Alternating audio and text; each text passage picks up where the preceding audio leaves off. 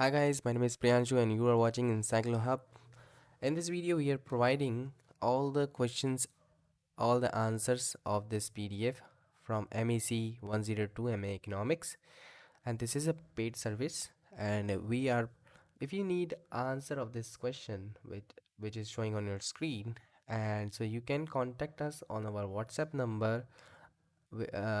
Kindly note this number 900 936 8238. You can call also, and the question is differentiate between adaptive expectations and the rational expectations. Explain why the shape of the Phillips curve changes when we introduce expectation in our analysis.